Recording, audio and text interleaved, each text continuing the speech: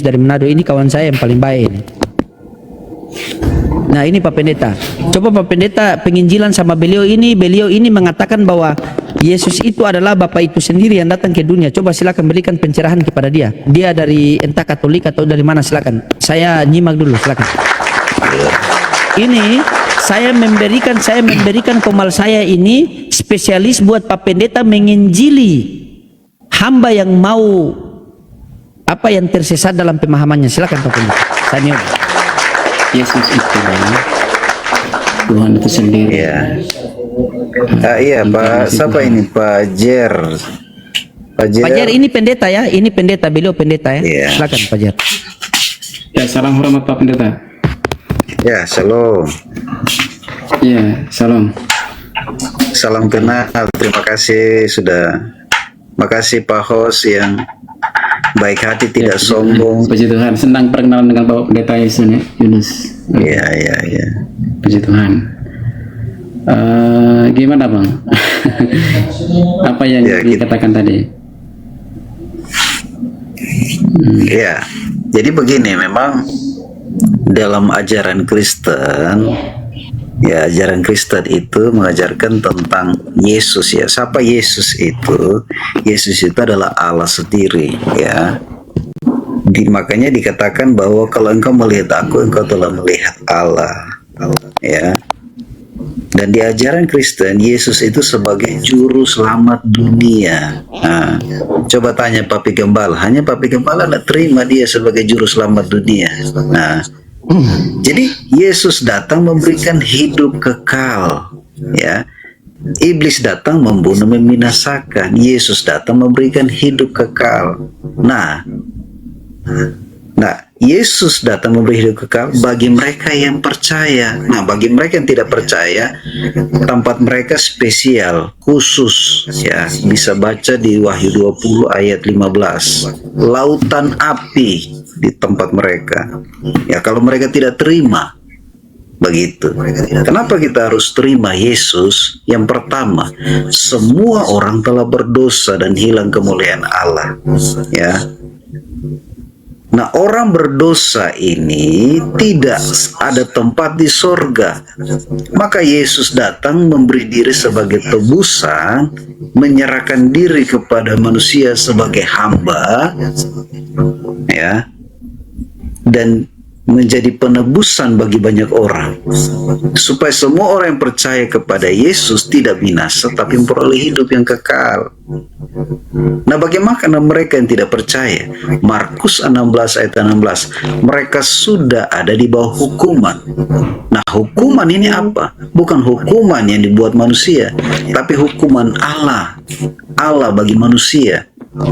Ya. Jadi kalau mereka menerima Yesus sebagai Tuhan dan Juru Selamat, Yesus menjamin keselamatan mereka. Bisa baca di Wahyu 10 ayat 28. Aku menjamin keselamatan bagi mereka yang pasti, ya. Yang pasti. Jadi kalau agama lain itu mudah-mudahan masuk, beramal baru bisa masuk. Dalam Kristen enggak. Itu semua karena kasih karunia. Sampai buta itu orang karena dari pagi sampai malam dia cerita tentang Yesus. Nah, sampai buta. Rikir rambut nggak mau tunduk, kepala begitu. Jadi begini. Izin Pak Pendeta, tadi percaya Yesus sebagai Tuhan. Di mana datanya itu supaya memperoleh hidup kekal itu percaya Yesus sebagai Tuhan? Kalau ada, baptis saya malam ini dengan Bang Loding. Kalau enggak saya kawin lagi deh. Kalau ada katanya untuk memperoleh hidup yang kekal, percaya Yesus sebagai Tuhan, ya baptis saya malam ini lah. Saya kawin lagi, boleh ya Pastor Loding ya? Kita kawin lagi ya. Kalau ada, silakan.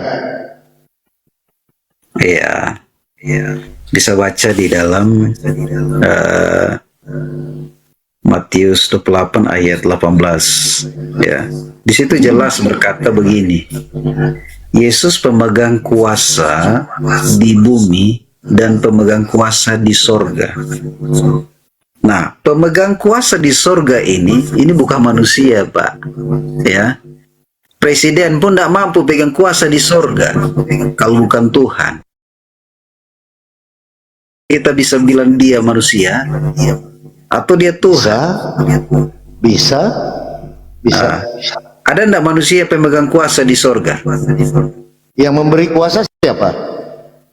Enggak, saya tanya, adakah manusia yang pemegang kuasa di sorga? Yang memberi kuasa siapa? Aku dan Bapa itu satu. Dia memberikan kepada anak. Dan anak itu. Sekarang siapa? Adakah yang berkuasa di sorga sama seperti Yesus? Matius 20:23 tentang hal yang duduk di sebelah kanan ataupun sebelah kiriku, aku tidak punya hak, melainkan Bapa yang telah menyediakannya. Matius 20:23. Iya. Bagaimana itu Pak Pendeta?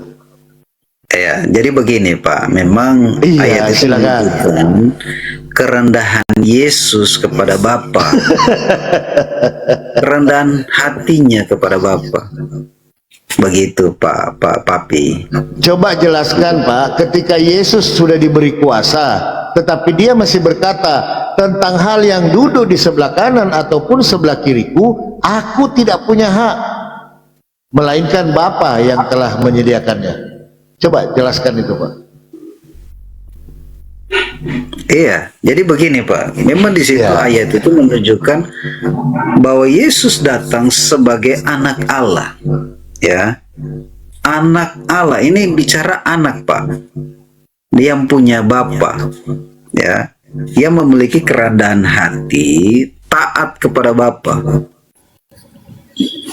begitu. Bapak itu siapa? Ya Bapa itu yang berkuasa, sumber segala sesuatu. Berkuasa. Selesai. Artinya kuasa yang diberikan yang diada pada diri Yesus diberikan oleh Bapaknya. Jadi di dalam Islam Pak, maaf ya kita komparasi ya, jangankan untuk diberi kuasa Pak, Yesus ini diberikan kuasa untuk menciptakan matahari 100, tetap aja dia diberi kuasa. Jadi bukan hal yang istimewa gitu loh. Diberikan lagi kuasa, Yesus kau bikin lagi bumi 10, biasa aja, karena Bapaknya ini maha kuasa melalui utusannya. Sesederhana itu Pak, memikirkan. Tetap entitas yang tertinggi adalah Bapa, karena dia berkata, aku berkata-kata bukan dari diriku sendiri, melainkan Bapa yang memerintahkan aku untuk berkata-kata. Aku berbuat bukan dari diriku sendiri, katanya Yohanes 5:30. Lalu di Yohanes 14 banyak itu Pak dibaca. Jadi kekuasaan yang diberikan itu maksudnya kekuasaan untuk menyampaikan firman-firman Tuhan, bukan kuasa segala macam, bukan. Kuasa untuk menuntun manusia ini masuk ke dalam kerajaan surga. Maka Yesus berkata di 14:6, 14 ya, akulah jalan dan kebenaran dan hidup, tidak ada yang akan sampai kepada Bapa tanpa melalui aku. Jalan itu apa? Ikuti perkataannya. Kalau kau tidak mengikuti perkataannya, kau tidak akan sampai kepada Bapa. Bukan kita belerot-lerot di belakang Yesus Pak. Begitu gampang kok ya. Disapa dulu Pak, saya sebelum ini. Halo Sate. Halo. Ya, Muslim Kristen. Kristen. Ya, standby dulu Pak ya. Nanti satu sesi dengan Pak Yunus. Karena saya mau bawa tadi Matius 20:23 Pak. Bagaimana Anda menjelaskan itu tentang hal yang duduk di sebelah kanan ataupun sebelah kiriku, aku tidak berhak, melainkan Bapa yang telah menyediakannya. Silakan.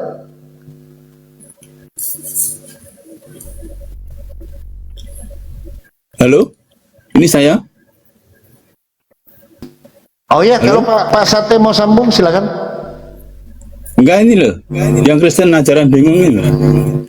Oh ya. Ya, yang bingung apa ya? Oh, mau dicoba? Ya. Baik. Kita coba dalil satu Pak ya. Pak Sate, Yohanes 14 ayat 1. Janganlah gelisah hatimu, percayalah kepada Allah, percaya juga kepadaku. Pernah mendengar ayat itu Pak? Ya. Ada berapa yang Apa yang harus salah kita dengan percaya?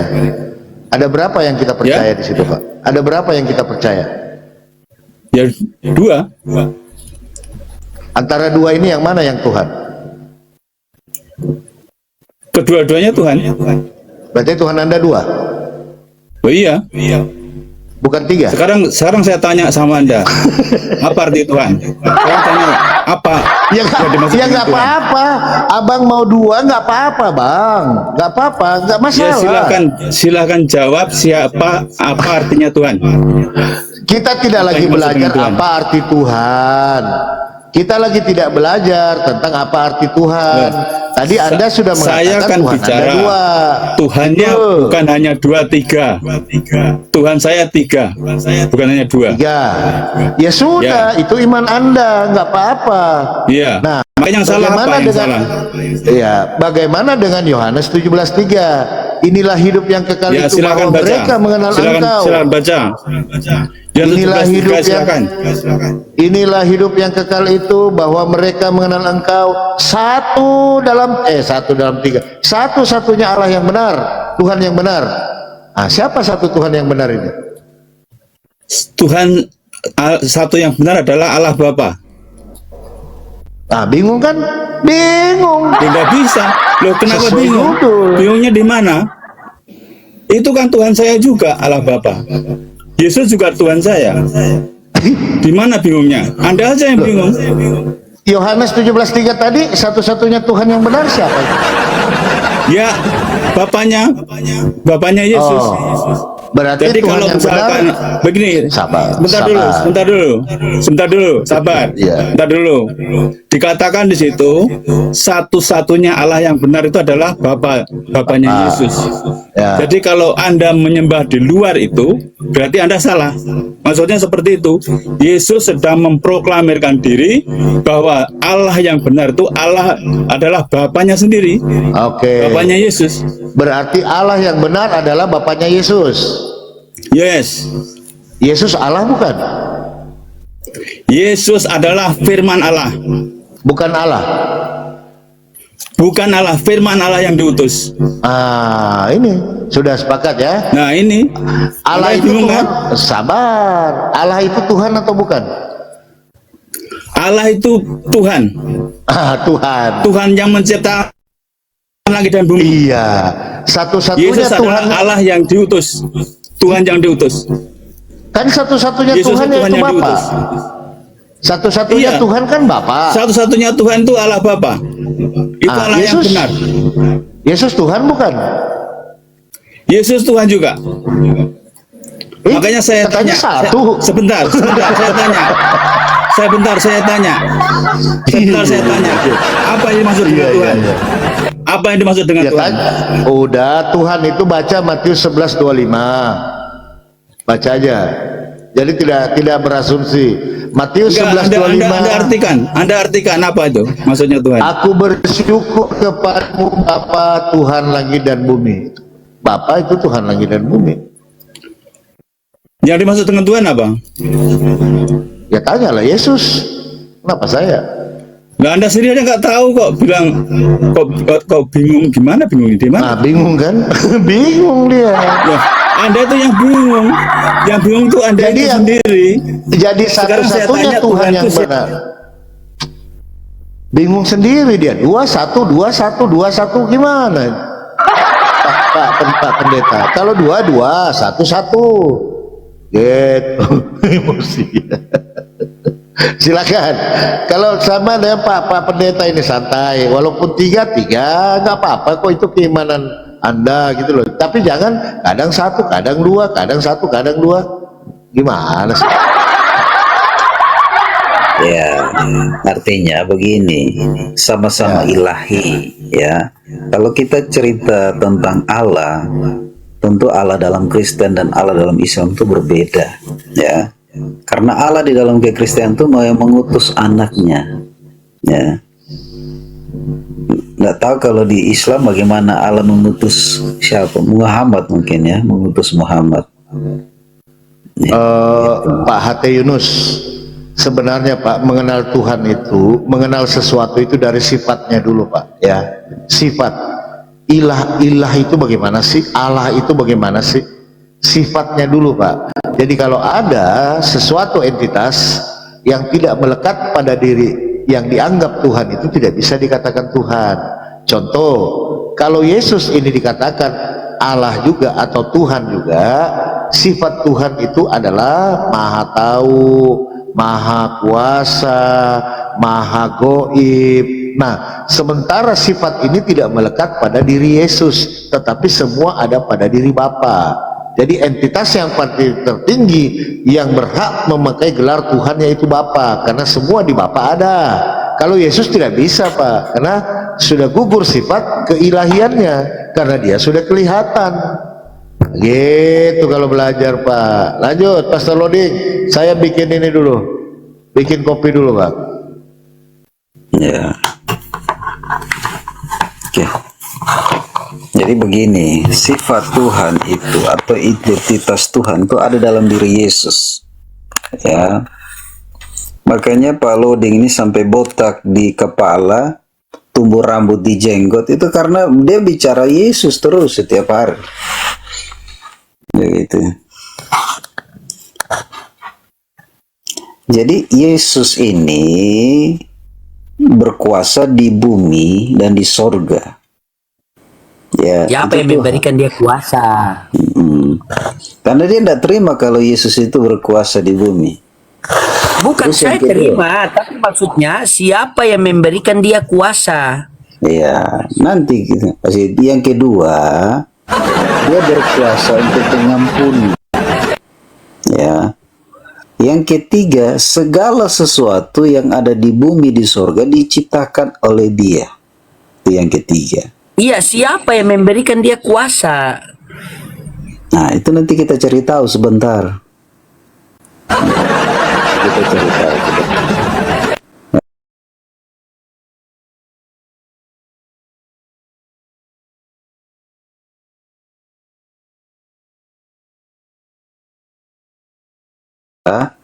Kita bisa baca di Yohanes 10 ayat 30. Aku dan Bapa itu satu. Jadi Pak Yesus Pendeta ini itu bagaimana? Saya tanya siapa yang memberikan dia kuasa, bukan saya tanya Yesus dan Bapa itu dua apa satu? Masalahnya kan Bang Jun.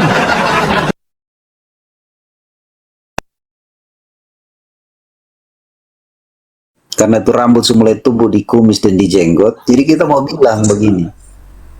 Bang Jun mau refresh otak?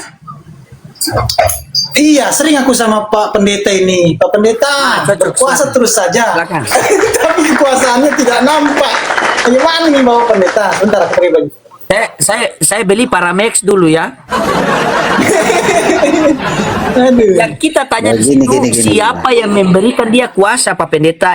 Begini, Yesus mau ciptakan gunung, Yesus mau ciptakan lautan, Yesus mau ciptakan gedung-gedung, itu tidak masalah. Yang menjadi masalahnya itu siapa yang memberikan dia kuasa sehingga dia dapat melakukan itu semua. Nah, siapa yang memberi kuasa? Lanjut ya, lanjut Bang. Oke, karena kita rambut tumbuh di atas, dia tumbuh di bawah, jadi beda. Jadi karena itulah itu yang bikin membedakan kita sama-sama baca Alkitab, tapi pengertian beda. Jadi begini, di dalam Alkitab itu mengatakan bahwa firman itu adalah Allah. Segala sesuatu dijadikan oleh Dia. Ya, baik yang ada di bumi, di sorga. Begitu. Jadi firman Tuhan ini begini. Kenapa Yesus itu sudah ada sebelum dunia ini ada? Yesus itu sudah ada sebelum dunia ada. Kalau kita baca di dalam 1 Petrus 1 ayat 18, 19, 20, Dia telah dipilih Allah sebelum dunia ini ada sebagai penyelamat. Begitu.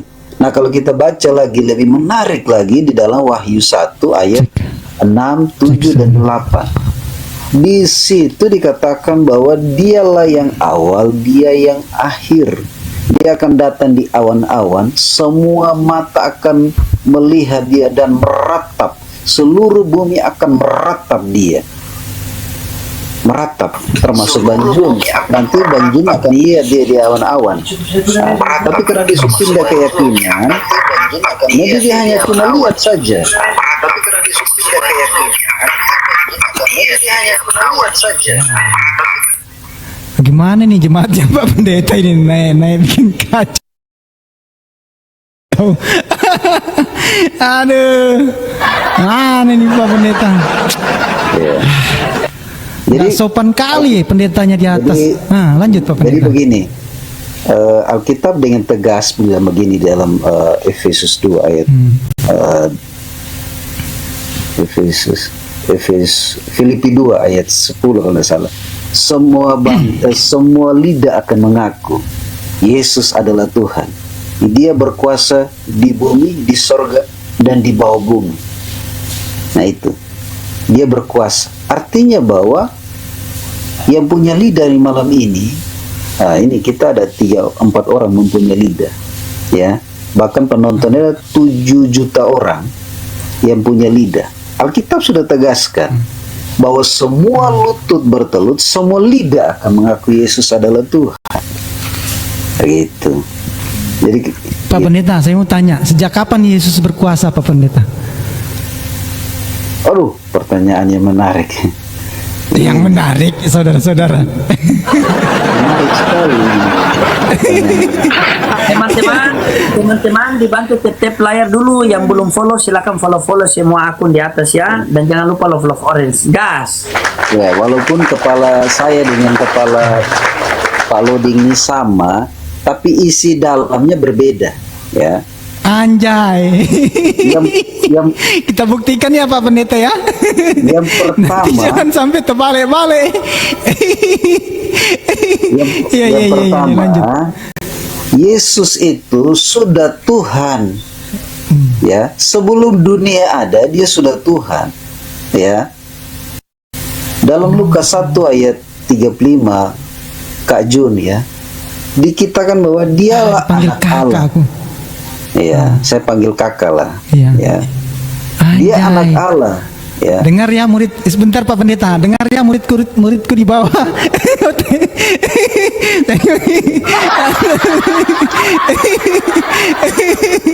Allah Akbar. Lanjut Pak Pendeta. Jadi Yesus itu sudah Lanjut, Tuhan, lanjut. Kak Jun, dari sebelum dunia ini ada. Iya. Ya. Begitu. Jadi saya ini punya dapat mandat amanat dari sorga untuk menyampaikan pesan ini bahwa Yesus itu Tuhan. Iya. Cuma Mantap. yang bikin beda Oke. itu, ini Pak Lodin, dia lebih mengkilat dari rambut dari kita. Itu dia beda. Jadi gini Pak Pendeta enggak dengar aku tanya tadi, sejak kapan Yesus berkuasa? Kalau dia Tuhan sejak kapan dia jadi Tuhan juga tadi Pak Pendeta jelaskan itu? Iya, dia berkuasa. Sejak kapan dia berkuasa? Sejak kapan ya? Jadi Alkitab bilang begini. Katanya tadi pembawa ini diutus dari atas. Lupa pula Pak Pendeta. Aduh. Begini Kakak Jun. Mana ini pembawa pesan ini? Nah, gimana? Kakak Jun, Gimana Pak Pendeta? dengar. Dalam masa Iya, penciptaan, Yesus itu adalah firman. Dan Allah berfirman, jadilah terang. Yesus adalah firman, jadilah terang, jadi. Ya. Jadilah binatang yang merayap di bumi, jadilah. Jadilah cakrawala. Jadi karena firman, kan berfirman. Jadi karena Yesus itu adalah firman. Begitu. Itu Kakak Jun. Nah, sekarang gini Pak Pendeta. Yesus adalah firman. Yang berkehendak menciptakan itu firman atau Yesus? Ayo. Siapa yang berkehendak? Yesus atau firman? Ayo. Ya, Yesus atau firman. Ya, Yesus itu kan firman. Ya. Firman adalah Allah. Ya, yang berkehendak. Yang berkehendak siapa? Iya, Bapa yang berkehendak di dalam Yesus. Oh, bukan Yesus. Berarti yang berkuasa ya Bapa lah, bukan Yesus. Macam mana lah Pak Pendeta? Aduh, mana Pak Aduh, Pak Pendeta. Kakak Jun, dengar baik Kakak Jun. Ya. Jadi Yesus itu datang ke dunia. Kalau kita baca di Roma 5 ayat 12, Hmm. dosa manusia, dosa Adam Hawa itu dosa warisan dosa, ya. Yesus itu memberi warisan hidup kekal, ya. Dia kudus. Nah, dari sini orang yang percaya kepada Yesus, dia disebut anak-anak Allah, Kakak Jun. Ya, kalau kita baca di dalam Yohanes 1 ayat 12, mereka yang menerimanya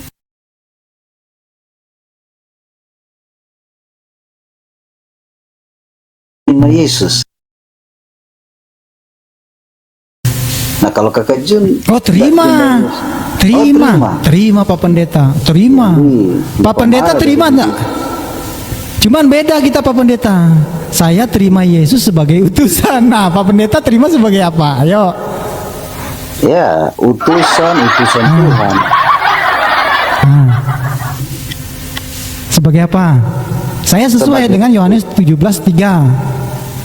Pak Pendeta di mana yang sebagai Tuhan dalilnya? Ayo. Mulai Pak Pendeta. Ini kakak bertanya ini. Nggak sopan aku banget ini. Ayo. Allah. Begini Kakak Ayo Jun. Pak Pendeta. Iya. Jadi mereka yang menerima Yesus itu Kakak Jun, kalau menurut Alkitab sebagai Tuhan dan Juru Selamat, mereka akan memperoleh hidup yang kekal karena Yesus datang untuk memberi hidup. Betul, sebagai juru selamat, Hidup yang sebagai kekal. penunjuk keselamatan. Iya. Nah, gitu Kakak Apa Jun. sebagai Tuhan atau sebagai utusan? Nah, gimana? Nah, Kakak Jun, selama saya hidup di dunia, Iya. tidak ada satu orang pun yang menjanjikan hidup kekal. Hanya Yesus yang menjanjikan hidup kekal. Dari Gitu, tanya Kakak saudara. Jun. Nah, Kakak Jun pernah baca atau buku atau siapa yang menceritakan tentang hidup kekal, bahwa percaya kepada Dia memperoleh hidup yang kekal? Ada? Iya, percaya. Ada. Apa? Yohanes 12. Ya, Yohanes 12. Yohanes 12 ayat 5. Ayat 50. Itu yang memberikan hidup kekal, Jun. Yohanes 12:50. Coba dibaca. Dan aku tahu bahwa perintahnya itu adalah hidup yang kekal. Nah, Bapa. Jadi apa yang aku katakan? Apa yang aku katakan, aku menyampaikan sebagaimana yang dikatakan oleh Bapa kepadaku. Apa yang memerintahkan? Bapakku. Yohanes 12:50. Karena di Yohanes 12:47, dan jikalau seorang mendengarkan perkataanku tetapi tidak melakukannya, aku tidak menjadi hakimnya, tidak menjadi hakim dia.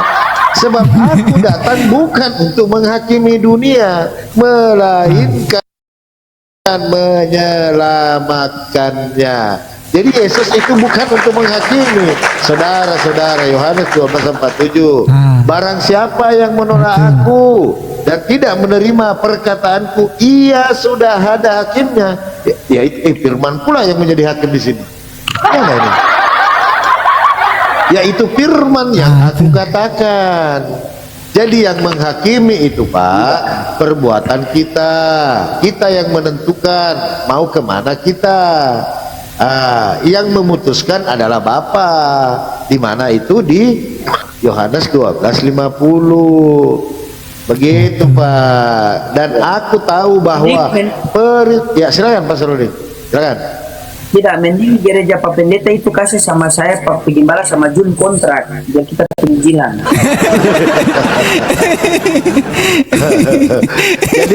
jadi saya ulang lagi Pak Gereja Pendeta, Pak Pendeta.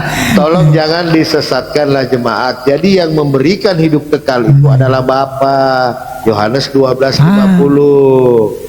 Jadi Yesus mengatakan aku memberi hidup kekal, padahal itu mengutip perkataan Bapa. Itu Pak Pendeta, dibaca Yohanes 12:50 itu. Gitu Pak ya. Ini ada lagi nih Papi, mantap ini Papi. Saya kira Kristen itu dijamin keselamatannya. Setelah saya Bisa. baca ini Matius 7:21, aduh, saya baca ya, ya kan? Bukan setiap orang yang berseru kepadaku, Tuhan, Tuhan, akan masuk ke dalam surga, ke dalam kerajaan surga, melainkan dia yang melakukan kehendak Bapa. Kehendak Bapa. Apa kehendak Bapa? Apa kehendak Bapa? Dicari lagi supaya setiap orang yang percaya kepadaku, kan, inilah kehendak Bapakku di sorga, yaitu bahwa setiap orang yang percaya kepadaku memperoleh hidup yang kekal. Percaya sebagai apa? Utusan Tuhan, Yohanes 17:3. Selesai sampai di situ Pak Pendeta, gak usah putar lagi. Final itu di Yohanes 17:3, itu kunci. Jadi sebenarnya gini teman-teman, izin Pak Pendeta ya, sebenarnya ada dua sih, ada dua konsep keselamatan di dalam Kristen, ada dua. Pertama, jika hidup keagamaanmu tidak melebihi daripada ahli Taurat dan orang Farisi, kalian jangan harap masuk ke dalam kerajaan sorga. Jadi harus melebihi ahli Taurat Pak Pendeta.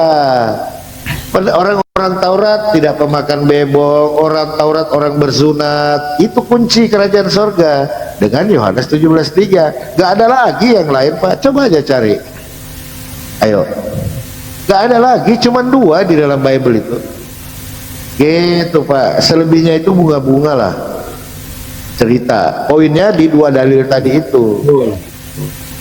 Begitu. Asyhadu Pak Pendeta. Coba kita Pendeta kasih ini Pak kalau Pendeta asadu sedikit ya. makin banyak ini jemaatnya. Coba Pak Jun kita lihat paham Pak Pendeta ya, dengar Pak Gembala. Coba Pak Pendeta baca Ibrani 1 nomor 1 sampai 2. Bagaimana pemahaman Pak Pendeta di situ? Coba Pak Pendeta baca. Ibrani berapa? Baca dulu. Ibrani 1 nomor 1 sampai 2. Coba baca dulu. Baca yang besar biar netizen ini dengar. Oh, kita Coba baca. tuh.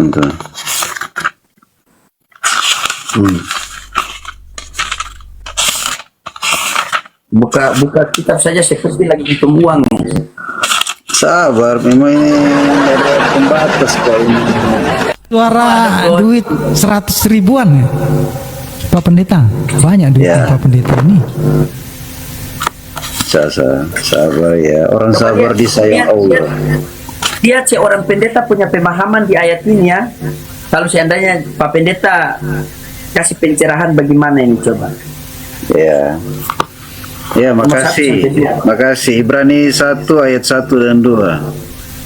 Setelah pada zaman dahulu Allah berulang kali dalam berbagai cara berbicara kepada nenek moyang kita dengan perantara nabi-nabi, maka pada zaman akhir Ia telah berbicara kepada kita dengan perantara anaknya yang telah ditetapkan sebagai yang berhak menerima segala yang ada. Oleh Dia Allah telah menjadikan alam semesta. Ya. Nah, Jadi itu pengertiannya begini. Jadi Allah di dalam. mulai dia putar kiri putar kanan. Nah, kita dengar dia putar kiri putar kanan. Nah, silakan. Nah, begini Kakak Jun. Jadi di dalam firman Alkitab ini, perjanjian lama dan perjanjian baru itu ada kaitannya, ya.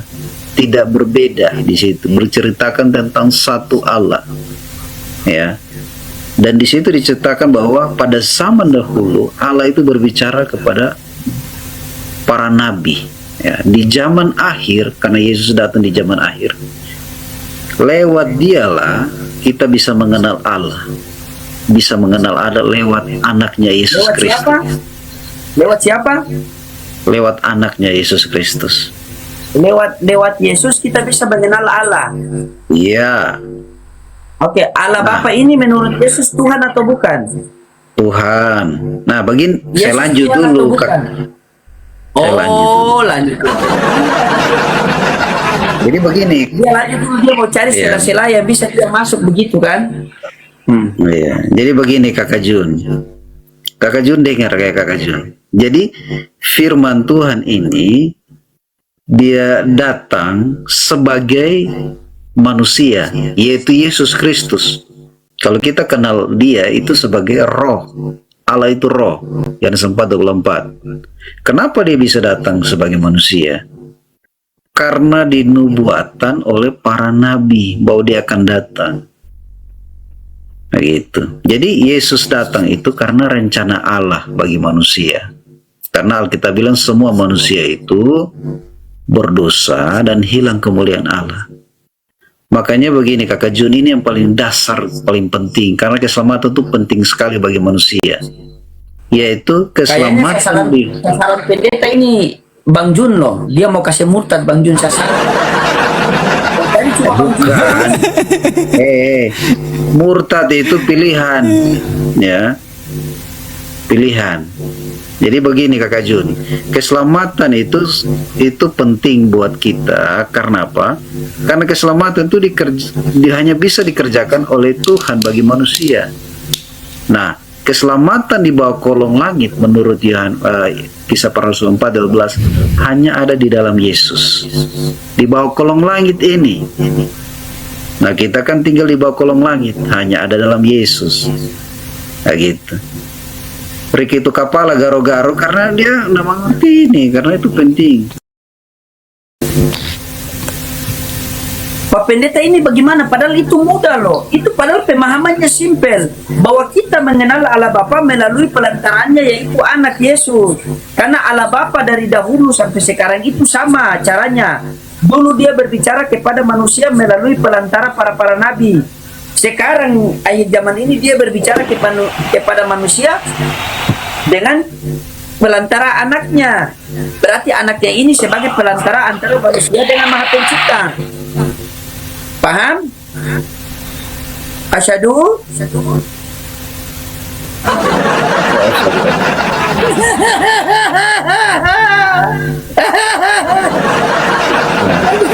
Oke, saya lanjut lagi Kakak Jun.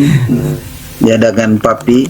Jadi di sini dikatakan bahwa dalam Yohanes 10 ayat 28, ya, dan aku memberikan hidup yang kekal kepada mereka, dan mereka pasti tidak akan binasa sampai selama-lamanya, dan seorang pun tidak akan merebut mereka dari tanganku. Jadi orang percaya kepada Tuhan itu spesial.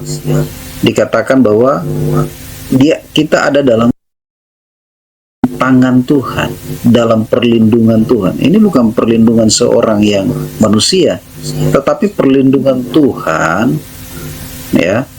Karena lawan kita bukan manusia, bukan darah dan daging, bukan orang, tapi lawan kita adalah penguasa-penguasa di udara, roh-roh, penghulu-penghulu. Makanya bagaimana kita dapat berlindung, ya, hanya ada dalam Yesus, ya. Begitu. Begitu.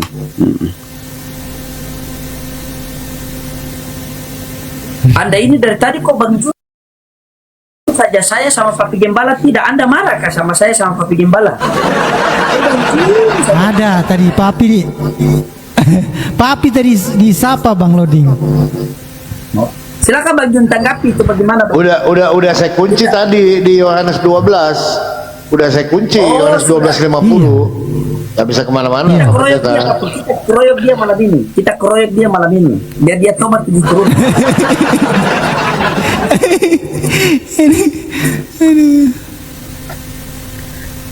Jadi bagaimana? Asyhadu?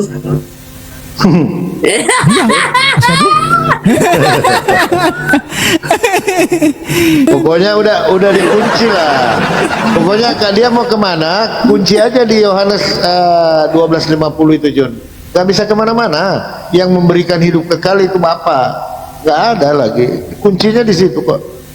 Mau kemana lagi? Ini banyak netizen yang nonton ini suka ketawa ini.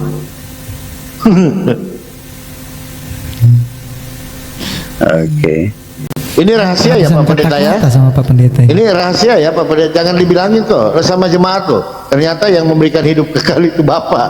Ini rahasia loh. Jangan di. Assalamualaikum warahmatullahi wabarakatuh. Waalaikumsalam warahmatullahi wabarakatuh, Bang Rasti. Waalaikumsalam. Jadi Pak Pendeta sudah asyhadu. Jadi Sudah lagi dia sadu. ini. Asado. Sedikit aja lagi. Dari tadi saya ketawa ngeliat diborongin. Pak Pendeta, gimana kabar Pak Pendeta? Ya kabarnya baik. Pak Pendeta masih percaya Yesus disalibkan? Kalau tidak percaya Yesus disalibkan, kita hari ini binasa. Masalahnya Mikana udah nggak live malam ini gara-gara tadi sore. Dia baru tahu kalau ternyata Yesus nggak disalibkan, Pak Pendeta. Ya kalau tidak percaya Yesus disalibkan, kita hari ini masih tinggal di dalam dosa. Begitu. Kak Rashid. Ini Bible yang mengatakan, Pak Pendeta. Izin ya, Pak Gembala, host, Pak Bang Jun. Iya. Maaf kalau nggak open cam langsung diturunkan di sini. Ya ini mau open cam, ini open cam. Ini mau Ini open cam. tegas Pakai loh. celana dulu baru open cam.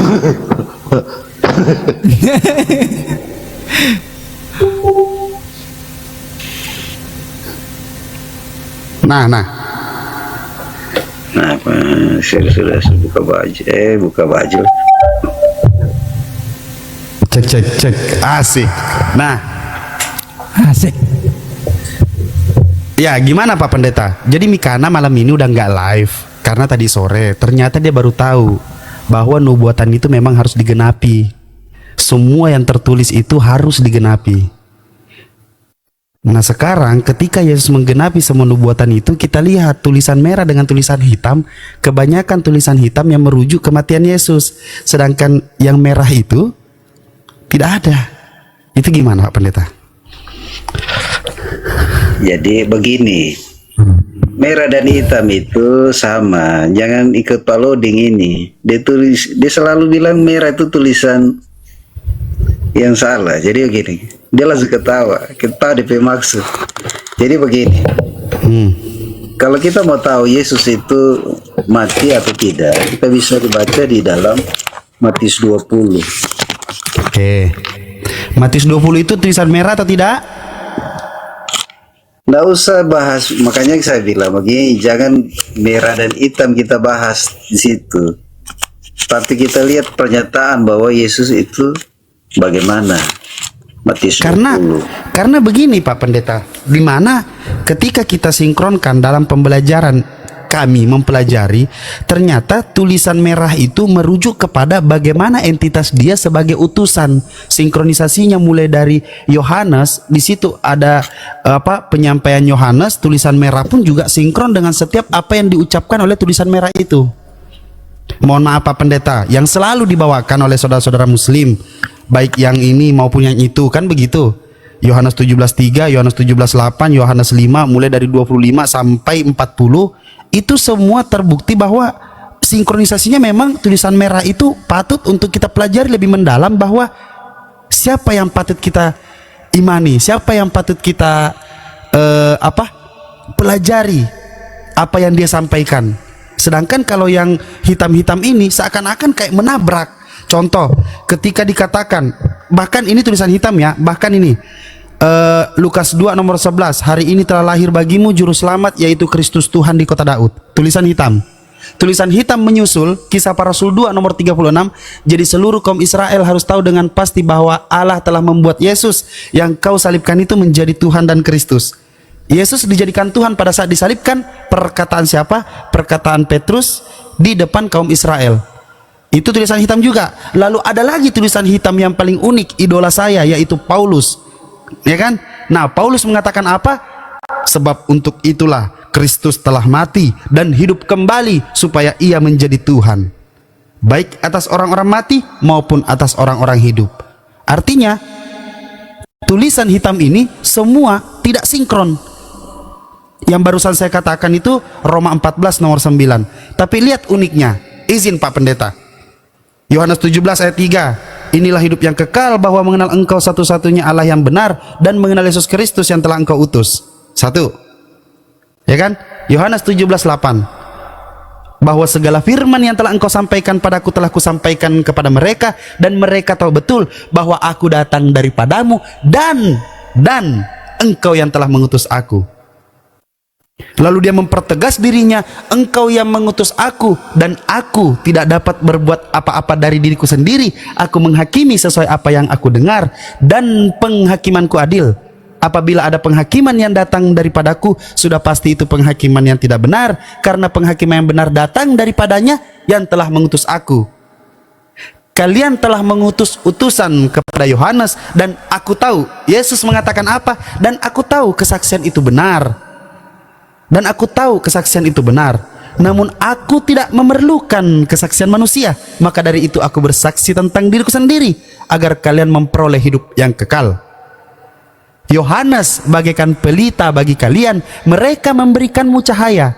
Tetapi ingat, pelita itu cahayanya hanya sementara.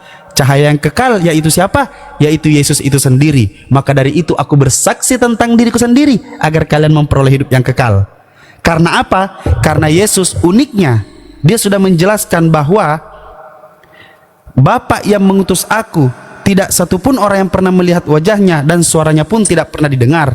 Lalu dia mengatakan apa lagi? Kalian membaca kitab-kitab dan meneliti kitab-kitab, karena kalian menyangka olehnya kalian memperoleh hidup yang kekal. Walaupun kitab-kitab itu menuliskan tentangku, menceritakan tentangku, namun Pak Pendeta HT tidak mau datang kepada aku. Maka dari itu Pak Pendeta tadi mengatakan bahwa Bang Loading, Pastor Loading dan Papi Gembala, tulisan hitam, tulisan merah. Nah, Yesus sudah mengatakan, walaupun tulisan itu, kitab itu menuliskan tentangku, namun Pak HT tidak mau datang kepadaku. Silahkan baca itu, Yohanes 5 ayat 39 sampai 40. Itu unik sekali perkataan Yesus. Dan satu lagi, Yesus menjelaskan tentang apa? Tentang bagaimana dia, izin ya sedikit lagi, agak panjangan.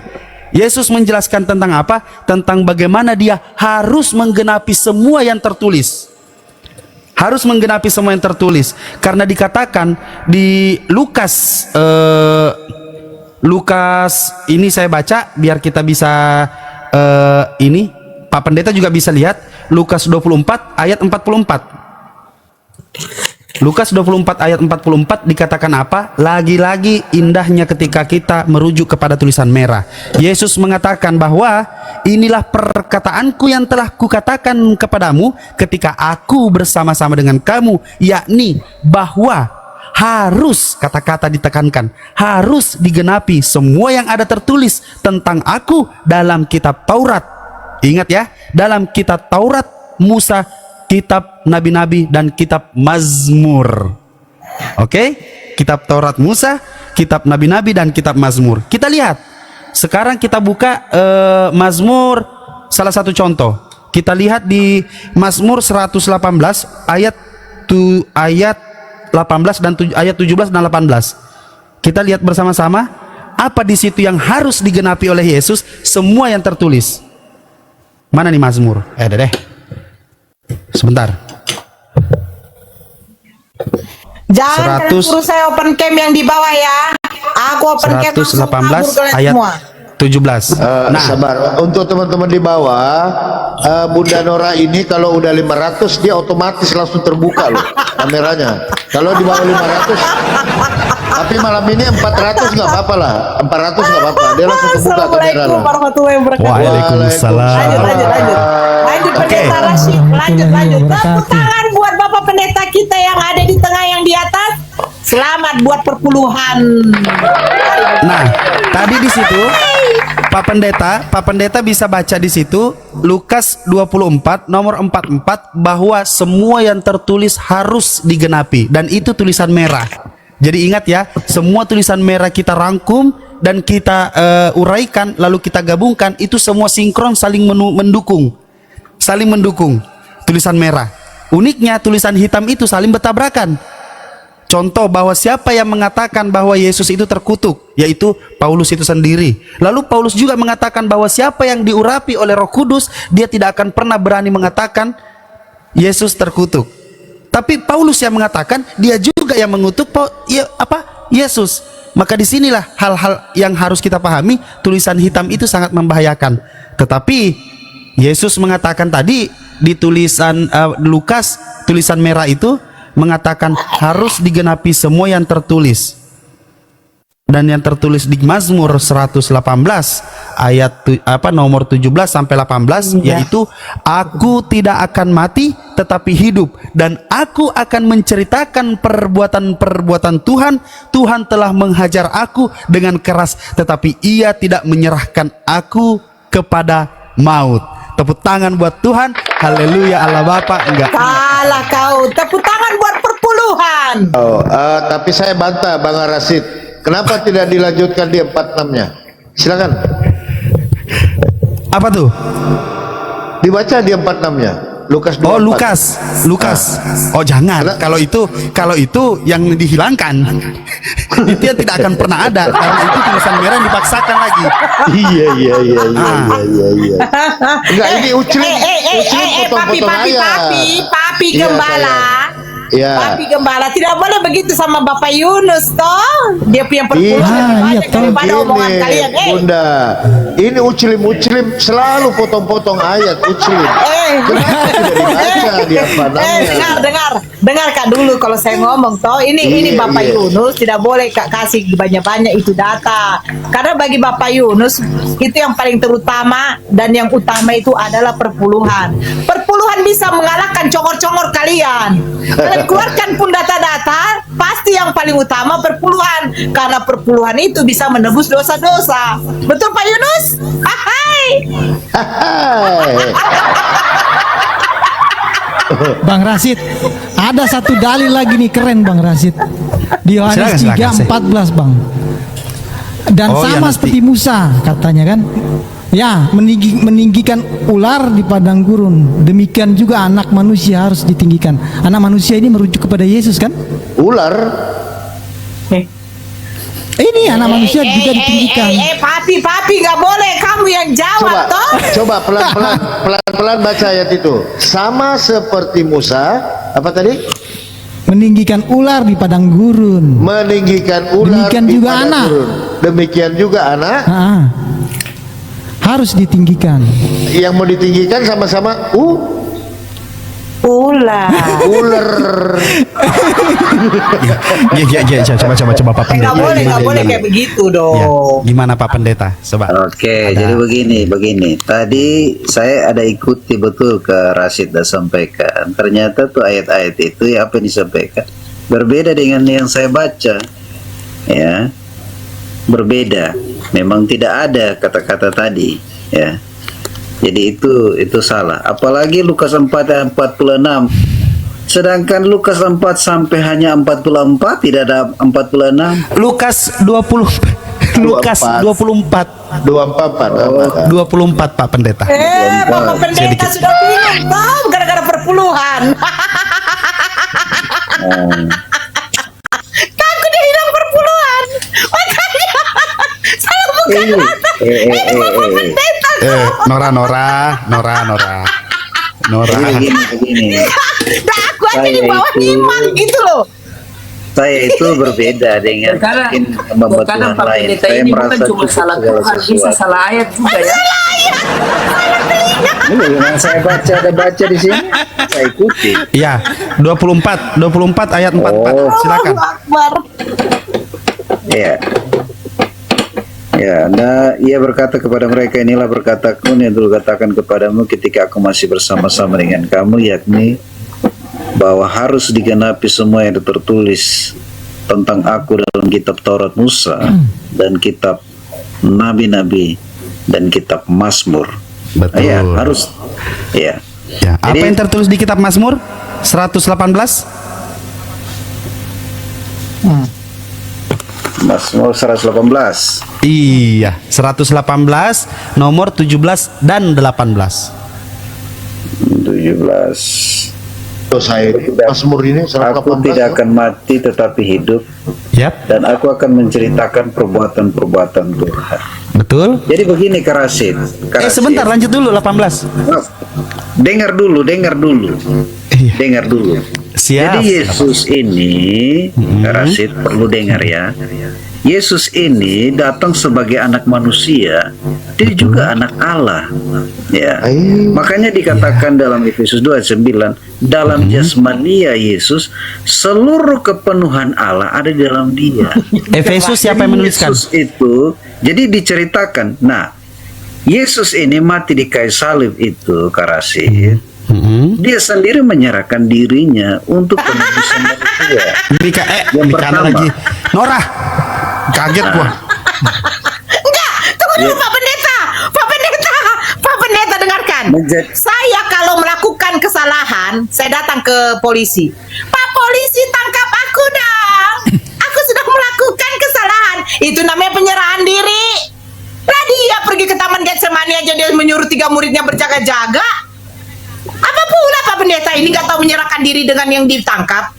Gimana Kita sih? baca dulu. Sabar, Kanora, dengar baik-baik, Kanora. Ya. Dia menyerahkan dirinya. Kita buka di Sebentar, Norah. dengar di ini. Iya, Di iya. Matius 20 ayat 17 ya. Nah, Ya. apa dikatakannya? Ketika Yesus akan pergi ke Yerusalem, ia memanggil ke-12 muridnya tersendiri dan berkata kepada mereka di tengah jalan, sekarang kita pergi ke Yerusalem dan anak manusia akan diserahkan kepada imam-imam, kepala Oke. dan ahli Taurat. Mereka akan menjatuhi dia hukuman mati dan mereka akan menyerahkan dia kepada bangsa. Tunggu dulu Rashid. Dia lagi ke situ Sebentar, ya. Norah. Ya, dia lagi ke situ sebentar. Disalibkan dan Oke, pada hari yang lanjut. ketiga akan dibangkitkan. Ingat dulu, bentar. Dikit aja. Yesus ini Karasid, dengar baik-baik. Yesus tahu bahwa dia akan mengalami yang namanya kematian. Oke, Siksaan. oke. Dia tahu hal Oke. itu. Oke. Tetapi Sedikit. karena begitu besar, Kita sinkronkan. dia mengasihi manusia. Karasid, Iya. dengar dulu Karasid. Nanti saya akan Oke. kasih. Lu diam dulu Rashid. Dia tahu akan hal ini, tetapi dia tahu bahwa manusia sangat membutuhkan namanya keselamatan. Ya. Betul. Tadi baca ulang lagi Tidak Pak ada Pen. keselamatan. Pak Pen, tadi dibaca ulang Pak Pen. Dibaca ulang, saya mau dengar sekali lagi. Ya buka aja di situ. Enggak, Lalu bukan, baca ulang. Satu kali lagi aja, baca ulang. Oke, di dalam Matius 20 ayat 17. Ketika Yesus akan pergi ke Yerusalem, yang memanggil ke-12 muridnya tersendiri dan berkata kepada mereka di tengah jalan, sekarang kita akan pergi ke Yerusalem, anak manusia akan diserahkan kepada imam-imam dan ahli-ahli Taurat. Mereka Siapa yang ngomong itu? menjatuhkan Yang dia ngomong itu siapa? hukuman mati, dan mereka akan menyerahkan dia kepada bangsa. Iya, yang ngomong itu siapa? ngomong itu siapa? Ya, Yang ngomong siapa? ya Yesus sendiri. Anak manusia itu akan diserahkan itu siapa? Iya. Bapak Siapa anak yang manusia itu? menyerahkan. Kita buka di Bukan, Nah, anak manusia seperti yang itu dibaca tadi itu anak manusia itu merujuk kepada siapa Pak Pen? Itu yang ingin saya tahu aja. ya itu ya anak manusia itu kan Yesus, dia anak Allah, dia anak manusia. Nah, kita lihat siapa yang, Yang menyerahkan anak manusia itu siapa? Nah, kita baca dulu di sini. Nah, Siapa yang menyerahkan? ya. Kisah Para Rasul 2 ayat 23. Kok lari ke kisah para rasul? Jangan ke kisah para rasul. Penangkapan Yesus itu ada di 4 Injil. Siapa yang menyerahkan anak manusia ini yang dimaksud Yesus? Nah, dengar dulu. Bagaimana mau dengar? Ya. Enggak, saya kejarnya di situ. Yesus mengatakan anak manusia akan diserahkan. Nah, anak manusia ini merujuk Yesus. Nah, pertanyaannya, kenapa enggak Yesus yang mengatakan saya akan diserahkan? Kenapa harus memakai kata anak manusia? Nah, dengar dulu toh. Dengar dulu toh. Nah, di dalam Kisah 2 ayat 23 dikatakan dia ini bicara Allah yang diserahkan Allah menurut maksud dan rencananya telah kamu salibkan. Jadi ada rencana Allah dalam maksud ini untuk penyelamatan manusia. Yang menyerahkan anak manusia ini adalah Bapa, betul? Betul kan? Ya. Nah, anak manusia ini udah diserahkan belum? Ya, sudah. Oke, Lukas 22 nomor 69. Coba buka dulu. Sedikit aja Rasid, nanti kau lanjut. Lukas 22 nomor 69. Kata Pak Pendetanya, anak manusia yang bernama Yesus sudah diserahkan oleh Bapa kepada orang-orang yang ingin menyalibkan. Betul? Betul? Ya kan dulu atau tidak? Ya, Bapak yang menyerahkan. Ya, oke ya, saya terima di situ ya. Lukas 22 nomor 69.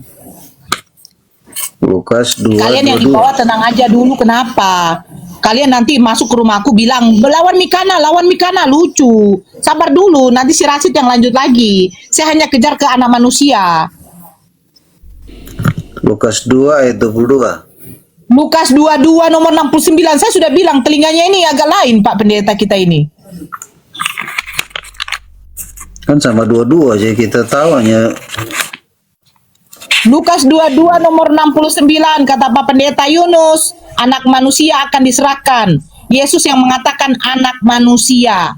Yang menyerahkan siapa? Bapa. Oke, kita buka Lukas 22 nomor 69, ini perkataan Yesus juga. Silakan dibaca. 69. Kalian sabarlah yang di bawah ya, sabar. Saya kejar dulu bagian sini. Penasaran saya anak manusia mana lagi yang ini? Mulai sekarang anak manusia duduk di sebelah kanan Allah yang Maha Kuasa. Nah, mulai sekarang anak manusia sudah duduk. Pertanyaan saya, yang menyerahkan anak manusia ini untuk disalibkan Bapa. Sementara Yesus sendiri mengatakan anak manusia ini sudah duduk. Posisi Yesus mengatakan anak manusia sudah duduk, ini pada waktu dia di depan mahkamah agama. Pertanyaannya, anak manusia mana yang sudah duduk di sebelah kanan Bapa? Dan pertanyaan yang berikutnya, siapa yang ada di depan mereka pada waktu mengomongkan anak manusia sudah duduk? Oke, sudah? Udah. Oke, makasih. Ya, Jadi begini kan dalam Yesus kenapa bicara seperti ini padahal dia masih ada di dunia, ya? Karena dia bicara dengan kuasa anak Allah. Yang pertama, dia berkuasa di bumi dan dia berkuasa di surga. Oke. Begitu. Jadi anak manusia yang sudah duduk ini anak manusia betulan atau cuman bukan? Kalau kita baca di Lukas 2 ayat 35, dialah anak Allah. Saya nggak Kalau tanya kita itu. baca Matius 1 Yang saya ayat tanya, 18, Pak Pendeta, dia disebut Pak Pendeta, anak coba manusia. baca. Enggak, coba baca Lukas 22. Lukas 22 ini oke, saya buka ya.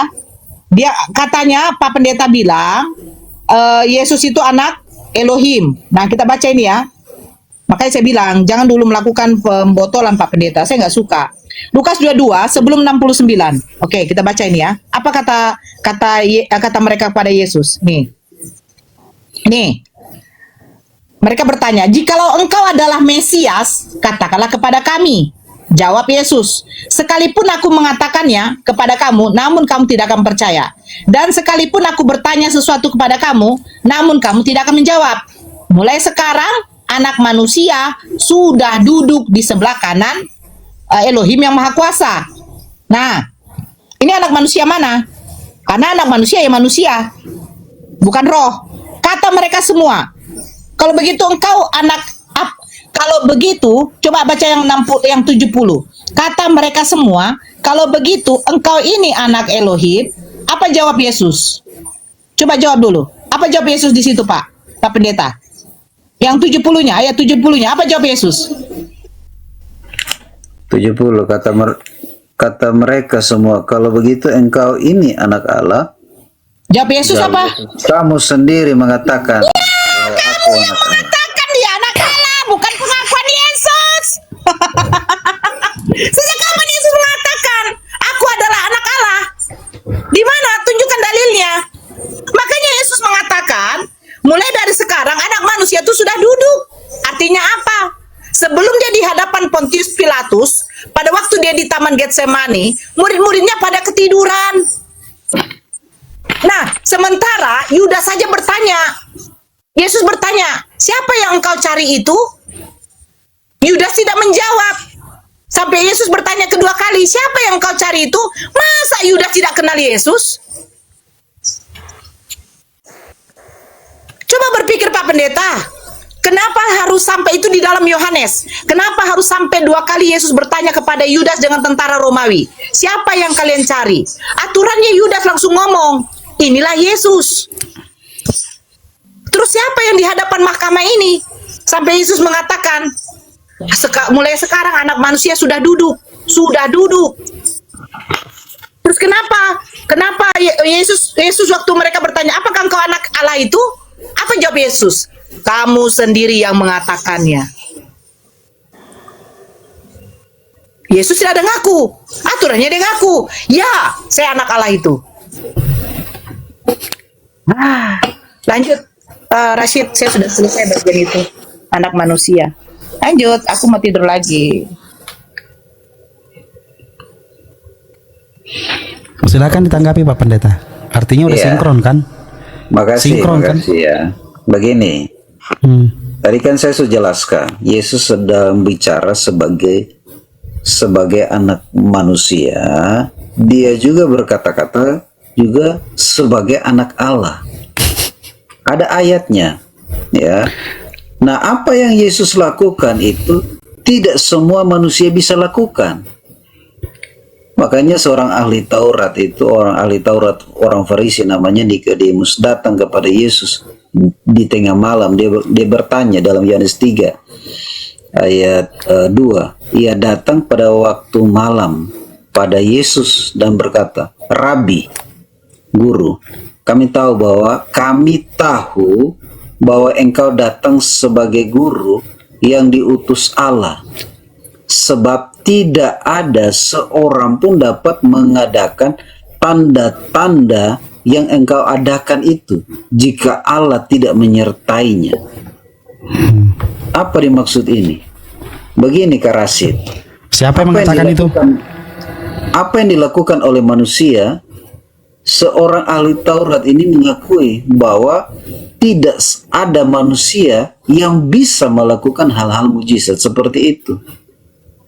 Dan itu hanya bisa dilakukan oleh Yesus. Oke. Pelan-pelan ya tentang kata-kata mujizat itu nanti. Saya mau coba kembali karena tadi dikejarnya di anak manusia. Tadi kan Pak Pendeta sudah membaca Lukas 24 nomor 44. Lalu kita lihat apakah betul semua yang tertulis itu harus digenapi sesuai dengan perkataan Yesus. Nah, ternyata di Mazmur 118 nomor 17 dan 18 di situ ditegaskan bahwa anak manusia tidak akan mati, tidak akan. Di situ kata-katanya tidak akan di situ kata-katanya tidak akan mati. Artinya kalau tidak akan mati berarti tidak pernah mati sekalipun. Dan dilanjut di 18 bahkan dikatakan tetapi ia tidak menyerahkan aku kepada maut. Kalau tidak diserahkan kepada maut, lantas siapa yang merasakan maut itu? Nah, coba kita uraikan tadi. Kan Nora mengatakan anak manusia. Yesus sudah di depan Pontius Pilatus, ternyata itu juga rancu. Karena kembali lagi dia mengatakan bahwa apakah engkau Yesus anak Tuhan, engkau yang mengatakannya. Itu satu. Lalu tulisan hitam lagi mengatakan apa? Mengatakan sebab jadi seluruh kaum Israel harus tahu dengan pasti bahwa Allah telah membuat Yesus yang kau salibkan itu menjadi Tuhan dan Kristus. Bukankah Yesus sudah Tuhan pada saat di Lukas di Lukas 2 nomor 11. Hari ini telah lahir bagimu juru selamat Kristus Tuhan di kota Daud.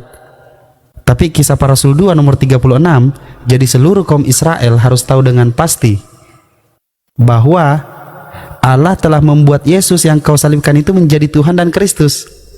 Yesus dijadikan Tuhan. Itu yang kedua. Dan yang rancunya yang ketiga adalah Roma 14 nomor 9. Sebab untuk itulah Kristus telah mati dan hidup kembali supaya ia menjadi Tuhan baik atas orang-orang mati maupun atas orang-orang hidup. Lantas pada saat dia hidup sebelum mati, apakah dia Tuhan? Kenapa Paulus mengatakan hal itu? Apakah bisa diyakini? Bagaimana? Saya menunggu bagaimana Pak Pendeta menjelaskan ayat itu, tapi bukan menabrakkan ayat itu dari sinkronisasi nubuatan dan ucapan Yesus yang menggenapi. Ucapan Yesus yang menggenapi nubuatan itu. Lalu Anda mengambil ayat-ayat lain, yaitu apa, tulisan hitam yang menginginkan Yesus mati. Nah, tetapi coba kita ambil ayat 2 ini. Ini cocok nggak? Ayatnya dulu. Lalu kita sinkronkan dengan yang lain-lainnya. Kita sinkronkan dengan Nora tadi katakan itu loh, bahwa sesungguhnya sebenarnya siapa sebenarnya yang dimatikan itu. Tetapi kembali lagi di sini sudah ditegaskan di kitab Mazmur bahwa dia tidak akan mati dan tidak akan diserahkan kepada maut. Silakan Pak Pendeta.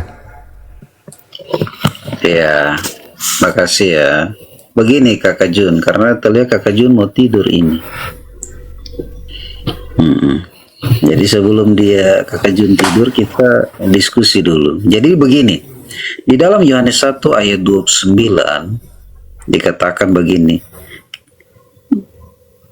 Lihat Yohanes ya, pada keesokan harinya Yohanes melihat Yesus datang kepadanya dan berkata, lihat anak domba Allah penghapus dosa dunia. Ini sulit dimengerti oleh manusia, karena bagaimana dia menghapus dosa dunia? Dunia ini kan besar, luas. Artinya begini Kak Rasid, artinya begini, di dalam cerita ini, apalagi yang ada data-data yang sudah disampaikan oleh Kak Rasid tadi tentang dia tidak mati. Dia Allah, men. Dia Allah, guys. Dia Tuhan. Tuhan itu tidak berumur. Dia sudah ada sebelum dunia ini ada. Yesus itu sudah ada sebelum dunia ada, guys. Di mana dikatakan bahwa Yesus sudah ada? Berbentuk apa Pak Pendeta? Yesus sudah ada sebelum ada. Nanti saya tunjukkan datanya. Yang kedua, matinya di kayu salib dan dia bangkit. Itu Yesus sudah ceritakan, tadi saya sudah baca. Dia akan bangkit dan dia akan hidup kembali. Yesus tahu bahwa dia menderita, dia akan mati dan dia akan bangkit. Oke. Terus yang ketiga Kak Rasid, dengar Kak Rasid. Yang ketiga, Yesus mati, bangkit, naik ke surga, ya, dalam posisi tetap bercerita dengan murid-muridnya, bertemu dengan 500 orang. Dia menceritakan bahwa dia sudah bangkit, dia naik ke surga, dan dia berjanji dia akan datang kembali. Dia datang kembali, dan itu dia akan digenapi di Wahyu 1 ayat 6 dan 7. Jadi dia Tuhan yang hidup selama-lamanya. Saya buka ini ayat. Satu ayat ini Kak Rasid, 1 Petrus 1 ayat 1 Petrus 1 ayat 18. 1 Petrus 1 ayat 18.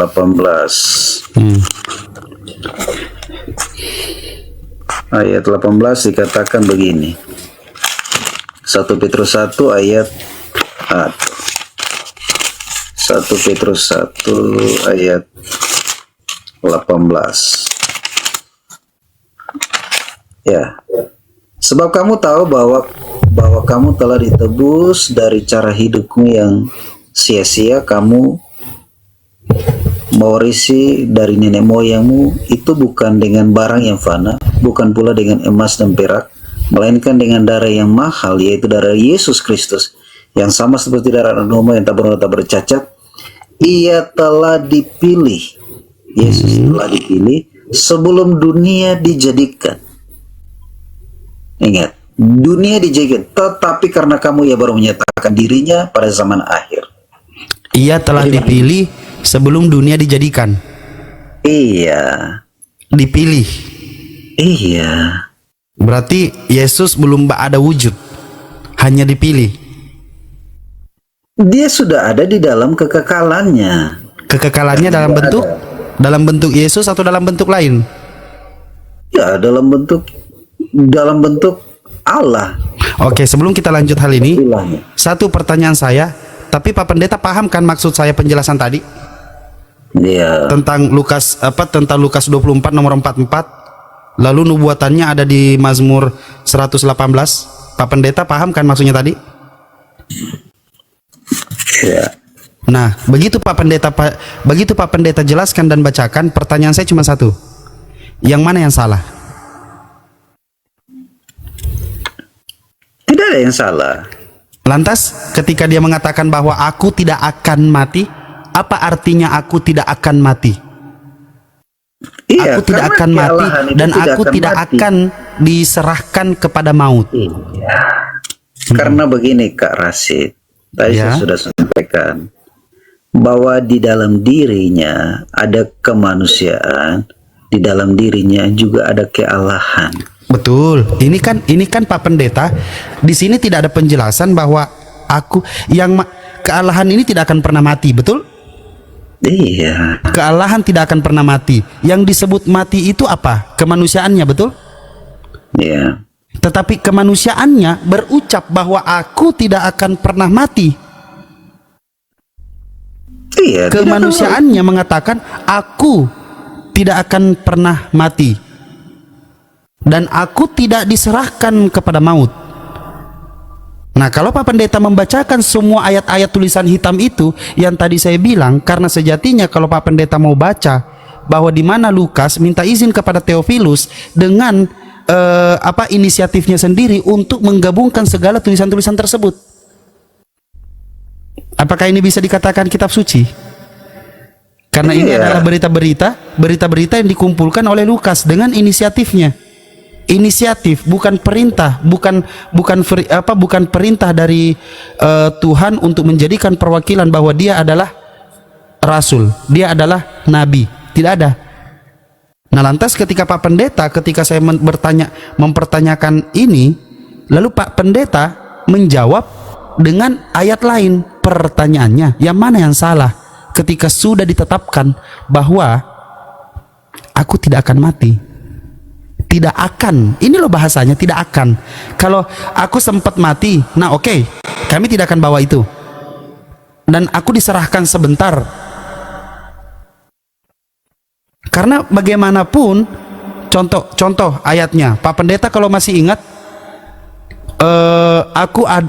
aku ada sebelum Abraham ada, betul? Iya. Itu ayat berapa itu? Saya lupa.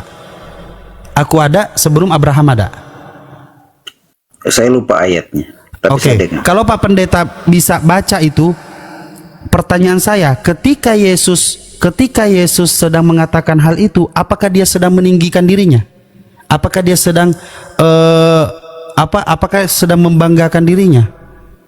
Atau memberikan dirinya kesaksian sehingga orang bisa yakin bertekuk lutut kepadanya? Karena dia mengatakan bahwa aku ada sebelum Abraham ada. Yohanes 8. Kita lihat Yohanes 8 858. Yohanes 8:58. Yohanes 8:58, kata Yesus kepada mereka, aku berkata kepadamu, sesungguhnya sebelum Abraham jadi, aku telah ada.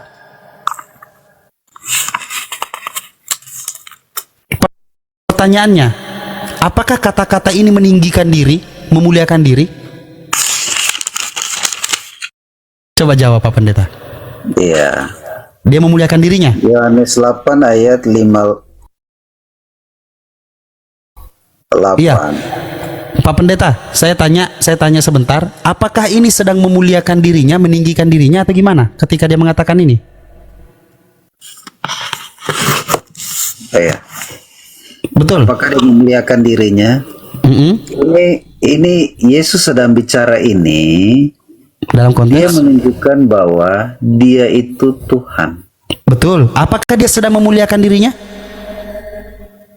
Dia itu Tuhan. Dia Betul. Aku ada sebelum Abraham ada. Dia sedang memuliakan dirinya kan? bukan dia yang memuliakan, Bapa yang memuliakan dia. Tetapi dia yang Menyatakan mengatakan. kemuliaannya. Tetapi dia yang mengatakan dengan mulutnya dia Iya. yang mengatakan. Betul? Nah, coba dibaca Yohanes 8 ayat 50 tadi 58 Yohanes 8 58. Sekarang kita 54. baca Yohanes 8 54-nya. 54. Jawab Yesus, jika aku memuliakan diriku sendiri, maka kemuliaanku itu sedikit tidak ada artinya. Bapa pula yang memuliakan aku. Tentang siapa kamu berkata? Dia Allah kami. Itu Lalu dia sendiri betul mengatakan, perkataan saya. aku ada sebelum Abraham ada. Jadi yang mana ini? Ya benar itu. Itu Yang mana yang membuktikan bahwa dia itu Tuhan dari zaman Musa. Dia itu Dari Tuhan dari zaman zaman Musa. dialah Allah yang disembah Yesusnya, oleh para nabi. Yesusnya atau Allahnya yang Tuhan dari zaman Musa. Karena Musa tidak pernah mengajarkan menuhankan manusia atau meyakini bahwa manusia menjadi Tuhan menjadi manusia atau menjelma atau menjadi duinatur. Nah, ini yang kamu harus tahu. Musa itu sudah menulis. Silakan, yang mana tulisannya? Buka di dalam Kejadian 3 ayat 16. Itu nubuatan tentang Yesus. Di mana? Yohanes berapa? Kejadian 3. Oh, Kejadian 3. Kita lihat Kejadian ya. Kejadian 3 nomor Ayat 15. nomor 15. Aku akan mengadakan permusuhan antara engkau dan perempuan ini, antara keturunanmu dan keturunannya. Keturunannya akan meremukkan kepalamu dan engkau akan meremukkan tumitnya. Itu nubuatan tentang Yesus ditulis oleh Musa. Yesusnya yang mana di situ diremukkan, bermusuhan Oke. atau apa? Silakan. Keturunan perempuan akan menghancurkan kepala. Yang menipu manusia pertama adalah ular. Yang bisa menghancurkan kuasa iblis yang dalam bentuk ular itu hanya anak manusia, yaitu Yesus, anak Allah itu, yang bisa menghancurkan. Itu nubuatan. Nubuatan tentang Yesus. Nah, tidak ada satu manusia bisa menghancurkan kuasa iblis. Tidak ada satu manusia. Kalau bukan kuasa Yesus, kalau bukan Yesus yang menghancurkan. Begitu, Aku itu Kak. siapa? Aku akan mengadakan permusuhan, aku itu siapa? Iya, karena manusia pertama jatuh dalam dosa, dosa itu yang sudah melekat dalam diri manusia, itu yang menjadi permusuhan. Dosa itu Bukan. permusuhan antara Di sini manusia. dikatakan, aku akan mengadakan permusuhan. Aku itu siapa? Iya, permusuhan dengan manusia karena dosa. Bukan Pak Pendeta. Aku. Saya tanya aku. Aku itu siapa? Iya, itu aku itu bicara tentang Allah. Allah mengadakan permusuhan. Allah mengadakan permusuhan. Bukan Yesus Iya. yang mengatakan ya, berbicara ya. Permusuhan antara manusia. Oke, sekarang ayat 16 itu firmannya kepada perempuan itu. Firmannya itu yang mana? Firmannya perkataan Tuhan atau Yesusnya Tuhan? Kan firman telah menjadi manusia. Kalau mau disinkronkan bahwa firman itulah Yesus. Iya, firman itu. Allah Yesus. berfirman. Iya. Lalu ketika Allah berfirman kepada manusia itu, karena engkau mendengarkan perkataan istrimu. Iya, seperti itu. Bukan, iya gimana? Maksudnya seperti apa ini Pak Pendeta? Saya kurang kurang menangkap. Dan yang mana yang saya mau sinkronkan dari pertanyaan saya Pak Pendeta? Karena saya bertanya ini, Pak Pendeta menjawab ini, tapi tidak sinkron ke pertanyaan saya. Jadi hal-hal kecil Apa? hal-hal kecil dalam setiap perkataan di dalam Bible, dengan setiap satu kata itu merubah makna yang sesungguhnya. Oke, saya jelaskan secara sederhana ya. Silakan. Sederhana, bahasa sederhana. Jadi manusia pertama jatuh dalam dosa, Tuhan mengusir mereka. Berarti ada apa? Ada musuh, permusuhan. Permusuhan. Jadi diusirlah manusia. Ingat, diusir manusia. Karena ada dosa. Karena ada dosa.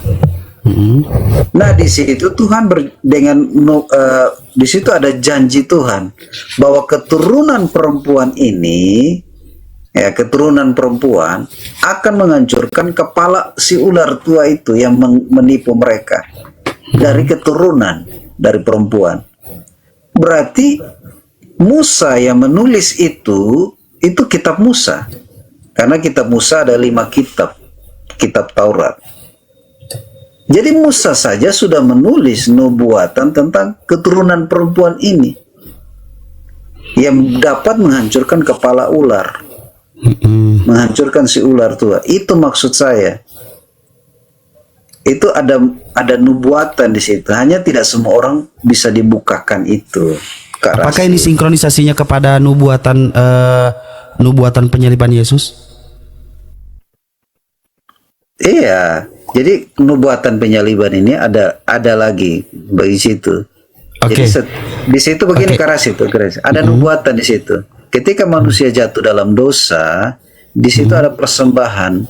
Itu di situ ada darah yang tumpah dan mereka memakai memakai kulit bulu domba. Kulit bulu domba ketika mereka sadar bahwa mereka sudah telanjang. Tuhan kasih mereka bulu domba. Di situ ada korban. Di situ ada korban.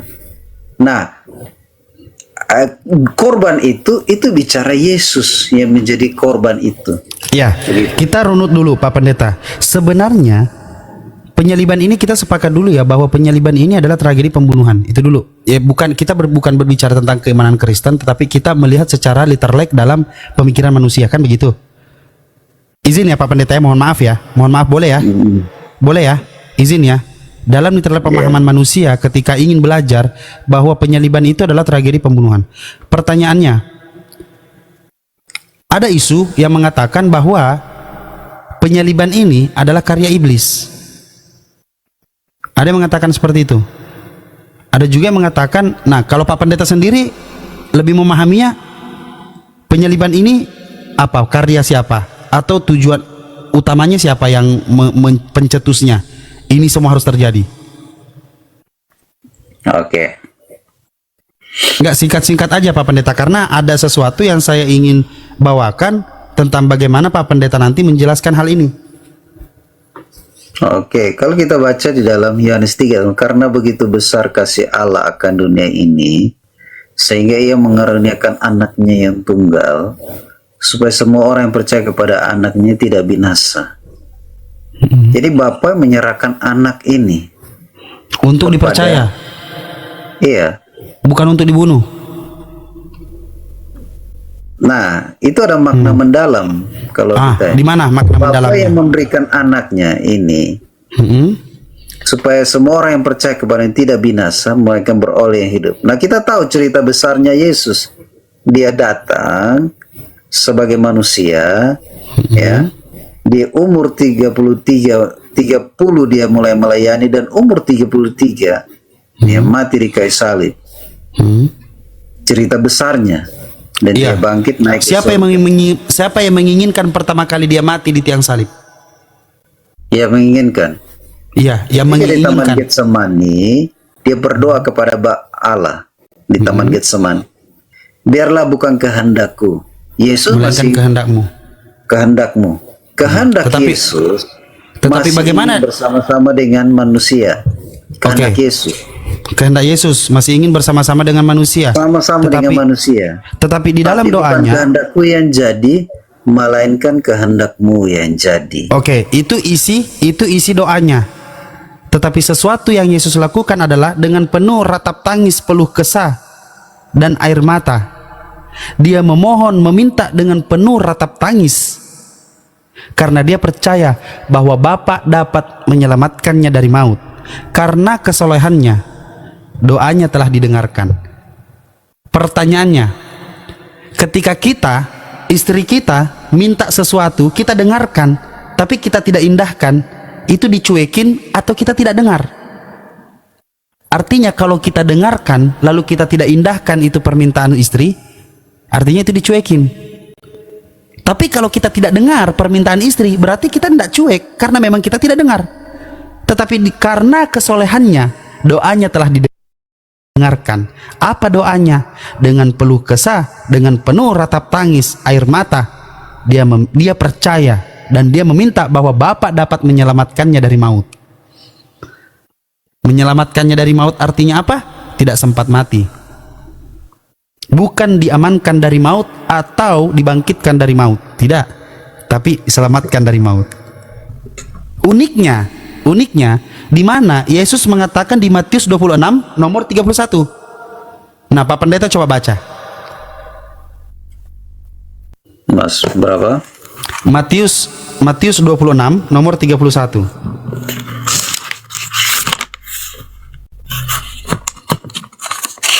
Matius 26:31.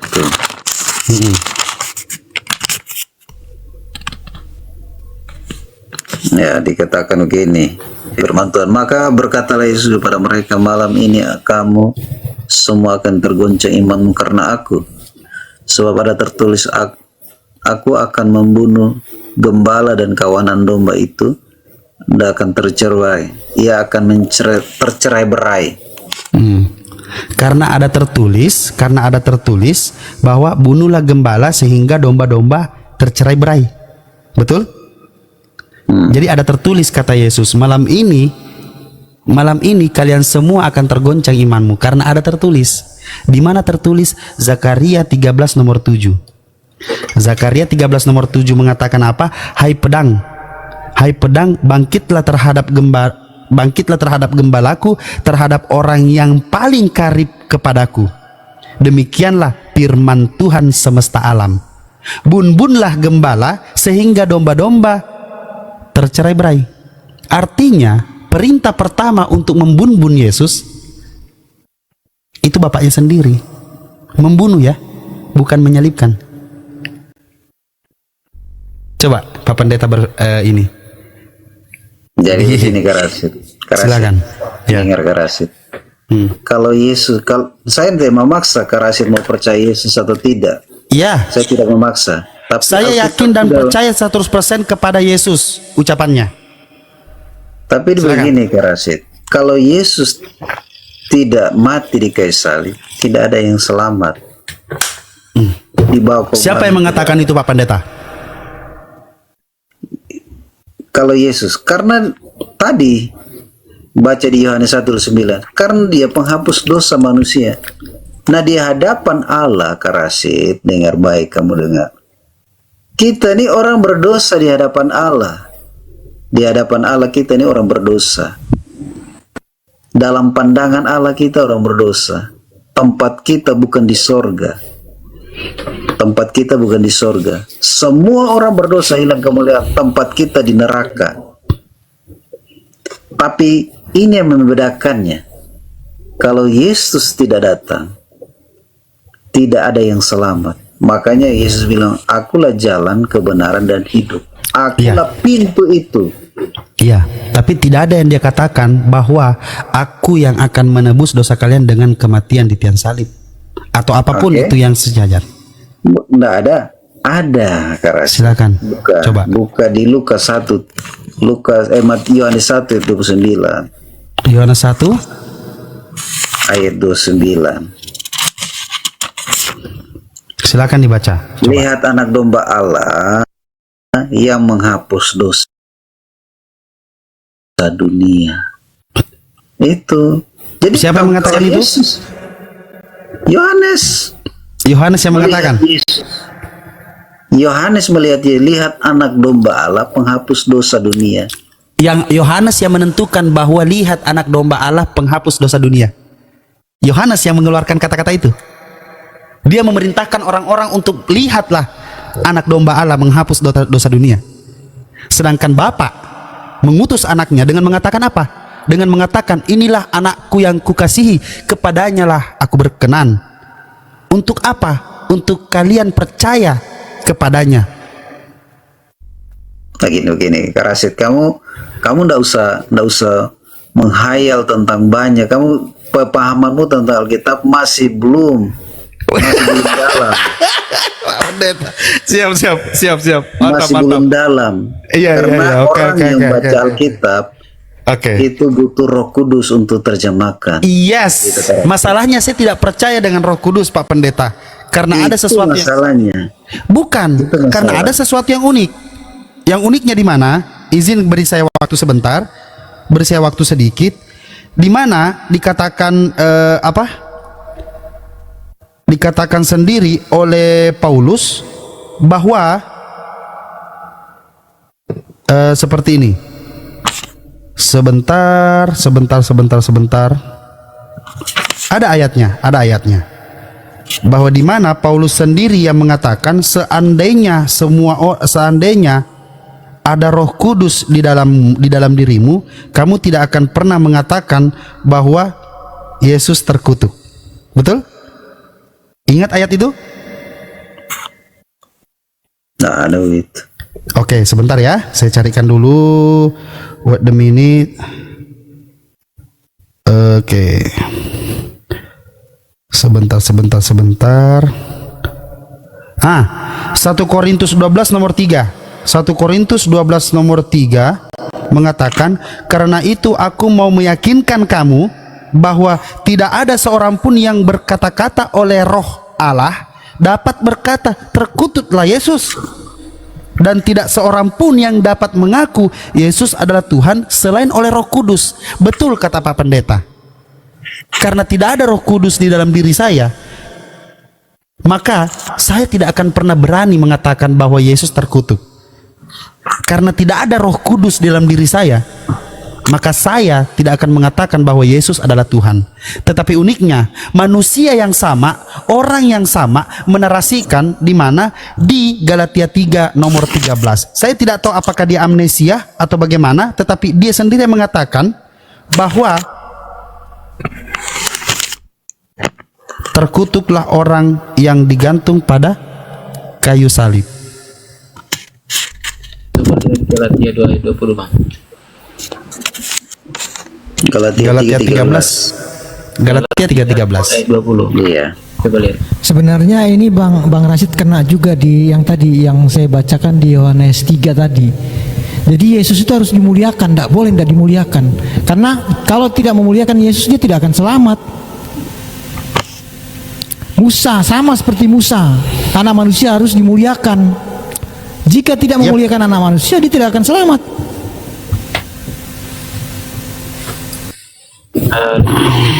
Di Galatia 2 ayat 20, coba lihat. Buka ya Yohanes 3, 14, 15 tuh. Coba baca yang saya sampaikan tadi. Yohanes berapa? 3 ayat 14, 15 tuh.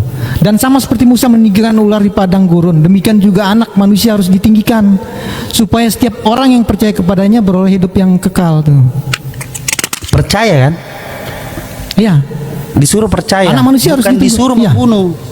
Tidak ada Bukan sedikit disuruh membunuh. Ya. Tidak ada sedikit apa namanya? Ya, disiksa, dikutuk, kemudian apa namanya itu Bang Rasid? Diludahi. Terkutuklah yang tergantung di kayu salib itu kan? Yap. Jadi Yesus minta dimuliakan kepada Bapaknya loh. Saya mau Pak Pendeta, saya mau diilhami Roh Kudus, ada Roh Kudus dalam diri saya kalau saya boleh meminta atau apa segala macam. Tapi dalam pembelajaran bagaimana saya membaca, ini sang idola saya. Ini jujur Paulus ini idola saya. Paulus ini saya suka peran dia. Makanya saya ulik-ulik seperti apa beliau, bagaimana beliau. Idola saya dengan Paulus. Nah, tetapi kadang-kadang ada keunikan yang selalu dia katakan. ketika dia mengatakan bahwa oleh Roh Kudus tidak akan ada orang satupun yang mengatakan Yesus terkutuk. Oleh Roh Kudus tidak akan pernah ada yang berani mengatakan bahwa Yesus itu bukan Tuhan. Roh Kudus lah yang menuntun. Pertanyaannya, Roh Kudus yang mana yang menuntun sang idola ini, Paulus ini? Karena dia sendiri yang menuliskan bahwa terkutuklah anak manusia yang dikantung tiang salib. Iya, makasih Kak Rasid. Begini Siap. Kak Rasid. Dalam Yohanes 14 ayat, kenapa saya singgung Roh Kudus? Karena Roh Kudus itu Roh Allah sendiri, Kak Rasid. Siap, sepakat? Sepakat, Yohanes boleh. 14 ayat ayat 16. Ya. Ayat 15, jika kamu mengasihi aku, kamu akan menuruti segala perintahku. Aku akan meminta kepada Bapa, ia akan memberikan kepadamu seorang penolong yang lain, yang menyertai kamu selama-lamanya. Yes. Yang pertama, tugas Roh Kudus, ayat 25 ini mengatakan begini, semua yang kukatakan kepadamu, sekali lagi yang bersama-sama dengan kamu, tetapi Izin Pak Pendeta, Menghibur, izin. yaitu Roh Kudus. Ayat berapa tadi itu Pak Pendeta? Mohon maaf. ayat Yohanes? Yohanes 14 ayat 15, 16 dan ayat 25 dan 26. Yohanes 14 ayat 15, 16 dan ayat 25 dan 26. Nah, ayat 26 dikatakan begini, tetapi izin hibur, kita mulai dari 15 dan 16. Silakan Pak Pendeta. Iya, ayat 15, jika kamu mengasihi aku, kamu akan menuruti segala perintahku.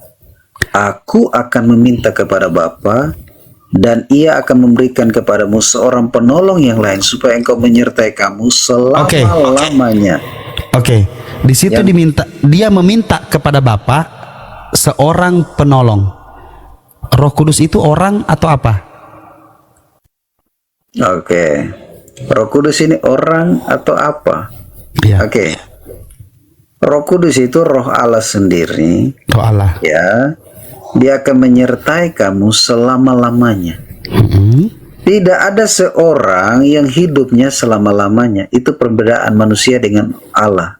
Oke. Ya. Tetapi di Yang sini kedua, aku akan meminta kepada Bapa, dan Bapa akan memberikan kepadamu seorang penolong yang lain. Iya, seorang penolong Siapa? yang lain. Ya, seorang penolong yang lain itu dimaksudkan bahwa dia akan menyertai kamu dan dia akan mengajar. Tuhan memakai siapa saja lewat Dia orang-orang. akan gini. Dia akan memberikan kepadamu seorang penolong yang lain. Kita ingat dulu. Siapa seorang penolong itu? Bisa nggak Pak Pendeta sebut namanya? Karena ini Yesus sendiri mengatakan Bapa langsung yang akan memberikanmu seorang penolong. Seorang, bukan banyak orang, tapi seorang. Oke, saya ingin terangkan siapa seorang itu. Siap. Oke, yang pertama, dia itu bukan manusia yang hidupnya selama-lamanya, ya. Oke. Dan dia bukan orang yang dimaksudkan adalah manusia, karena tidak ada manusia hidup selama-lamanya. Nah, tugas dari Roh Kudus ini di ayat 26, tetapi penghibur yaitu Roh Kudus yang akan diutus Bapa dalam namaku, dialah akan mengajarkan segala sesuatu kepadamu dan akan mengingatkan kamu dan semua akan telah kukatakan kepadamu. Jadi seorang itu adalah bicara tentang hamba-hamba Tuhan yang Tuhan pakai tinggal di dalam dirinya. Jadi seorang itu adalah orang-orang yang dipakai Tuhan. Siapa salah satunya Pak Pendeta? Tuhan. Siapa salah satunya Pak Pendeta? Ya saya dong. Seorang. Ada berapa banyak seperti Pak Pendeta? Ya, semua hamba-hamba Tuhan itu dipakai Tuhan. Dipakai Tuhan. Saya bisa mengajar, saya bisa memberitakan ini karena bukan saya ini orang pemalu, apalagi live begini, saya orang pemalu, saya orang penakut, apalagi bicara tentang Yesus. Tetapi Yesus sudah tinggal dalam hidup saya, Roh Kudus ini yang berbicara kepada kita. Yaitu roh kebenaran. Dunia tidak dapat menerima dia. Pertanyaannya, kalau kita mau berbicara kuantitas, lebih banyak Islam atau Kristen di dunia ini?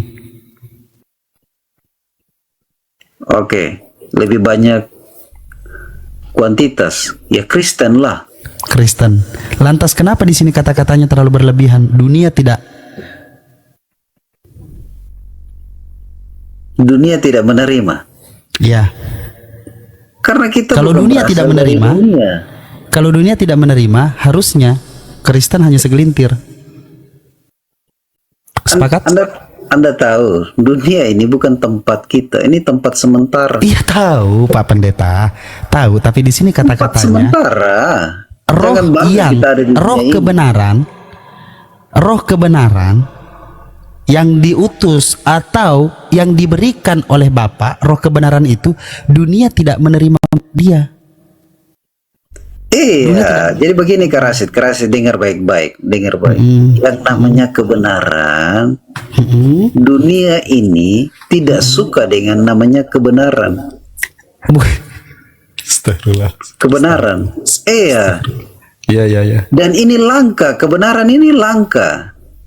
Nah, kebenaran hanya ada dalam Yesus. Itu yang pertama.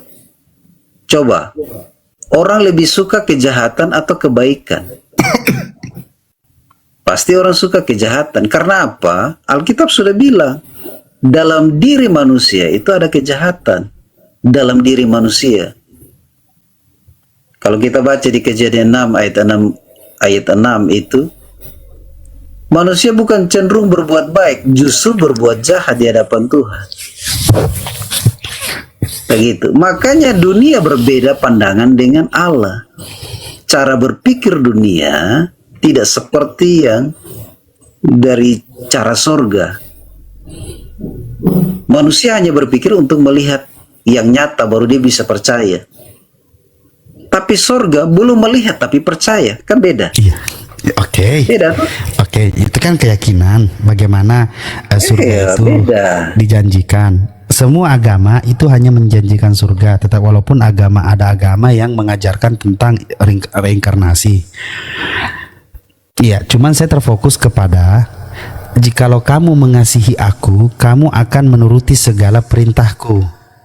Di sini dikatakan jikalau kamu mengasihi aku, kamu akan menuruti segala perintahku. Aku akan minta kepada Bapa dan Ia akan memberikan kepadamu seorang penolong yang lain. Seorang penolong yang lain artinya penggantinya Yesus, supaya Ia menyertai kamu selama-lamanya. Oke, menyertai kamu selama-lamanya, yaitu roh kebenaran. Oke, masalahnya roh kebenaran itu dunia tidak dapat menerima dia. Dunia tidak dapat menerima dia. Cuman uniknya kalau mau diambil kata-kata dunia tidak dapat menerima dia, siapa yang tidak menerima dia sedangkan Kristen mayoritas di dunia ini?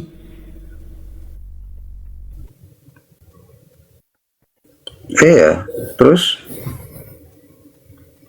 Siapa seorang penolong itu